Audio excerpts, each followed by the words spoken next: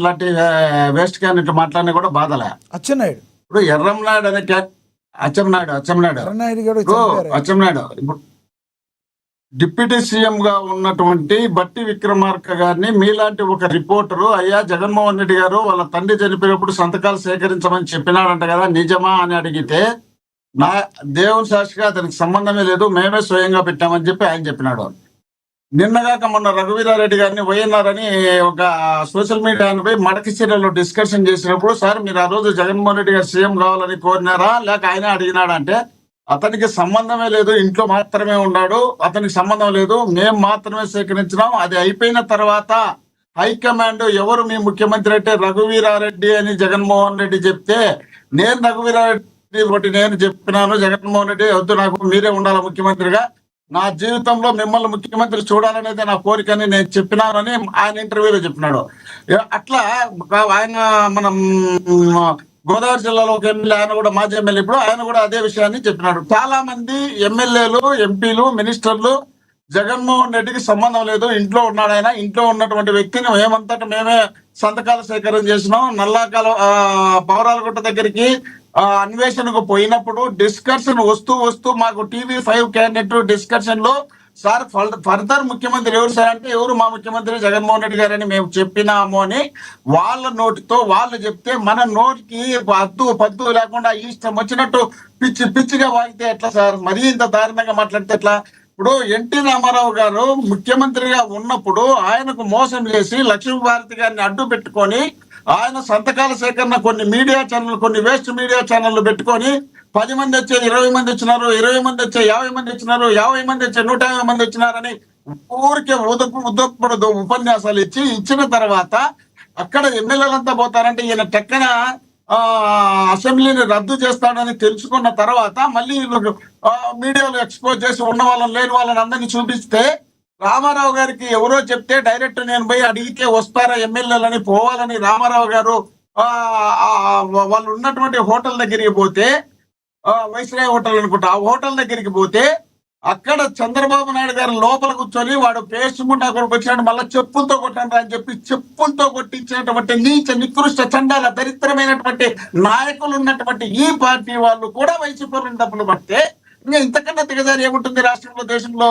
కాబట్టి వీళ్ళు చేసినటువంటి నికృష్టమైనటువంటి పనులన్నీ జగన్మోహన్ రెడ్డి గారు చేసింటారని వాళ్ళు భావిస్తున్నారు. జగన్మోహన్ రెడ్డి గారు తండ్రి కోసం 660 మంది చనిపోతే ఆ చనిపోయిన కుటుంబాలను ఓదార్చాలని ఢిల్లీతో డీ తగిలి, లేదయ్యా నువ్వు అందరినీ ఒక చోట పెట్టి ఓదార్చు, నీకు ఎమ్మెల్యే కేంద్రంలో మంత్రి ఇస్తాం, రాష్ట్రంలో ముఖ్యమంత్రి ఇస్తాం, నువ్వు నేను చెప్పినట్టు ఏంటంటే, నేను నా తండ్రి కోసం చనిపోయినటువంటి కుటుంబాలను ఓదార్చాలి, ఆ ఓదార్పు చేస్తేనే నాకు రాజకీయాల్లో ఓదార్పు చేయకపోతే మీతో నాకు సంబంధాలే లేవని మీసమిట ఢిల్లీలో మెలేసి తిప్పి ఆంధ్రప్రదేశ్కి వచ్చి ఓదార్పు యాత్ర పెట్టినటువంటి ఏకైక మనగాడు భారతదేశంలో ఒక్క జగన్మోహన్ రెడ్డి గారు తండ్రి కోసం చేస్తున్నారు.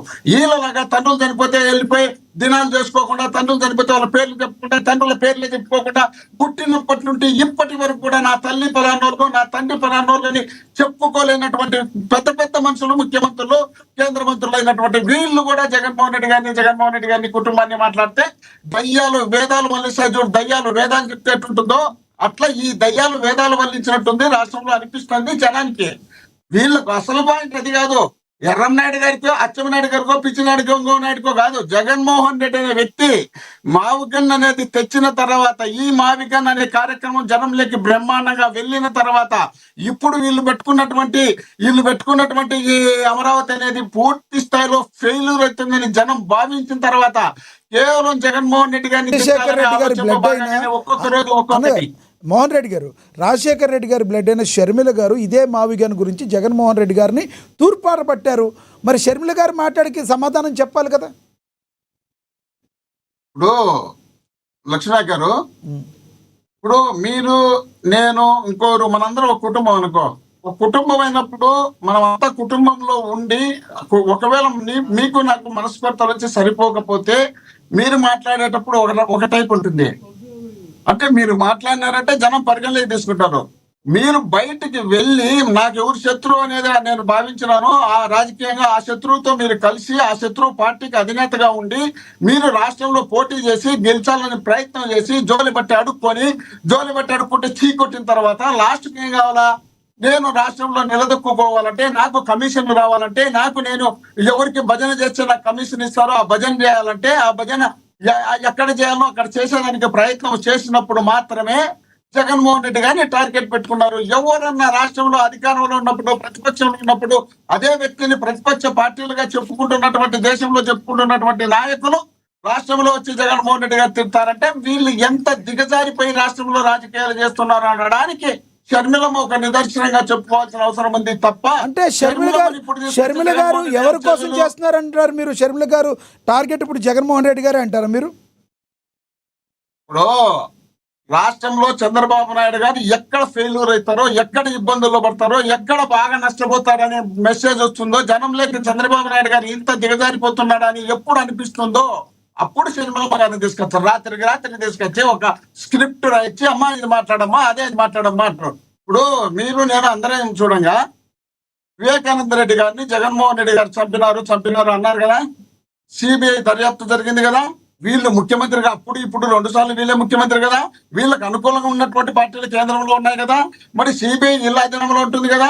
దాన్ని నిరూపించలేదంటే వీళ్ళు ఏమన్నా జగన్మోహన్ రెడ్డి గారితో లాలూచుపడి ఏమైనా చేసినారని అనుకోవాలా, లేక వీళ్ళు చంపించి జగన్మోహన్ రెడ్డి గారి మీద దొబ్బినారనుకోవాలా?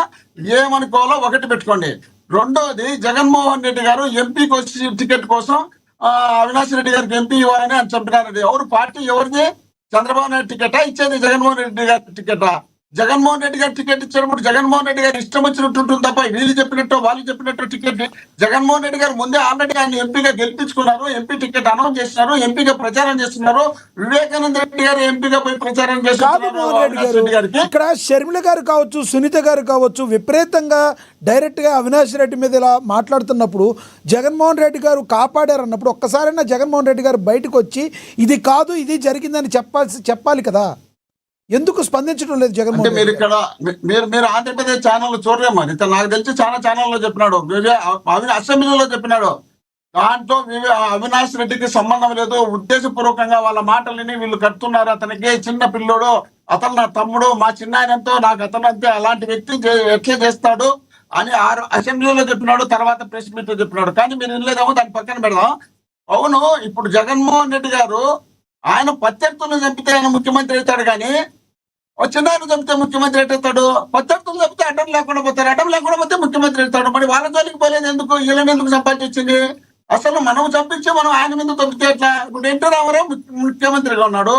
ముఖ్యమంత్రి మనకు కావాలంటే ఏం చేయాలి? ఎన్టీ రామారావు అడ్డం లేకుండా పోవాలా? ఎన్టీ రామారావుని అడ్డం లేకుండా పోవాలని ఆయన మానసికంగా. మీరు అడిగిన క్వశ్చన్ లో దయచేసి మిమ్మల్ని ఇంటరప్ట్ చేయట్లేదు. ఒక క్వశ్చన్, గతంలో ఒక మీడియాలో, సాక్షి పేపర్ మీడియాలో నారాసుర రక్త చరిత్రని గొడ్డలు పెట్టారన్నారు. గత 5 ఏళ్లలో మరి మీరే ఉన్నారుగా చంద్రబాబు, మీరు అడిగారు కదా ఇన్ని రోజులు ఎందుకు చేయలేకపోయారు జగన్మోహన్ రెడ్డి గారిని. మీరు 5 ఏళ్ల పాటు చంద్రబాబు నాయుడు గారిని ఎందుకు చేయలేకపోయారు? రక్త చరిత్రని వేసిన సాక్షి పేపర్ ఏ రకంగా ఎవిడెన్స్ ఉండి వేసిందంటారు? లక్ష్మణ గారు, మీరు ఏం చేస్తున్నారంటే, వాళ్ళు ఇద్దరు మాట్లాడతారు. వాళ్ళు మాట్లాడేప్పుడు నేను వల్గర్ భాష మాట్లాడాలని నాకు ఉన్నా కూడా భరించలేక మాట్లాడలేకుండా వాళ్ళు ఇష్టం వచ్చినట్టు వల్గర్ మాట్లాడేప్పుడు అయితే క్వశ్చన్ వేయలే, నాకు మాత్రం క్వశ్చన్ వేస్తారు. ఈ క్వశ్చన్కి ఆన్సర్ కూడా చెప్తా. ఇప్పుడు జగన్మోహన్ రెడ్డి గారు ఏమన్నారు? ఏదేదో మళ్ళీ చెప్పండి. మీరు అన్నారు జగన్మోహన్ రెడ్డి గారు 5 ఏళ్ళు ముఖ్యమంత్రి కదా. అదే 5 ఏళ్ళు ముఖ్యమంత్రిగా ఉన్నాడు, ఎందుకు నిరూపించాల? జగన్మోహన్ రెడ్డి గారు ముఖ్యమంత్రి అయిన తర్వాత, అంతకుముందు సిబిఐ దర్యాప్తు వేయాలన్న తర్వాత, సిబిఐ దర్యాప్తు జరుగుతున్నప్పుడు అదే మన ఎవరు వివేకానంద రెడ్డి గారి కూతురు షర్మిలమ్మ గారు ఇద్దరు పోయి కాంగ్రెస్ పార్టీలో చేరిన తర్వాత, కాంగ్రెస్ పార్టీలో గన్నవరం ఎయిర్పోర్ట్ కు పోయి, గన్నవరం ఎయిర్పోర్ట్ సీఎం రమేష్ వెళ్ళి స్పెషల్ ఫ్లైట్ పంపించి ఆ ఫ్లైట్ లో పోయి కాంగ్రెస్ పార్టీలో చేర్పించిన బీజేపీకి సంబంధించినటువంటి సీఎం రమేష్ స్పెషల్ ఫ్లైట్ లో గన్నవరం ఎక్కించినాడు. ఆడికి పోయి ఎవరు బీటెక్ రవి పక్కలో ఆడిపోయి ఎయిర్పోర్ట్ లో మన బ్రదర్ అనిల్ కుమార్ తో డిస్కషన్ చేసినారు, పంపించినారు, చేరినారు, వచ్చినారు. ఇంత తెలిసిన తర్వాత కూడా మళ్ళీ వాళ్ళు మా మాట వింటారని ఎందుకు అనుకోవాలా? వాళ్ళు సిబిఐ కావాలన్న తర్వాత రాష్ట్ర పోలీసుల పాత్ర ఎట్లుంటుంది? రాష్ట్ర పోలీసు పాత్ర లేదు కాబట్టి అక్కడ సిబిఐకి ఇచ్చిన రాష్ట్రం మా మీద నమ్మకం లేదని వీళ్ళే పోయి చెప్పినారు కదా. వీళ్ళంతటి వీళ్ళ నమ్మకం లేదన్నప్పుడు మేము నిర్ధారణ ఎట్లా చేయగలుగుతాము? కాబట్టి మీరు చెప్పినట్టు నిర్ధారణకి ఇచ్చిపెట్టాం కదా.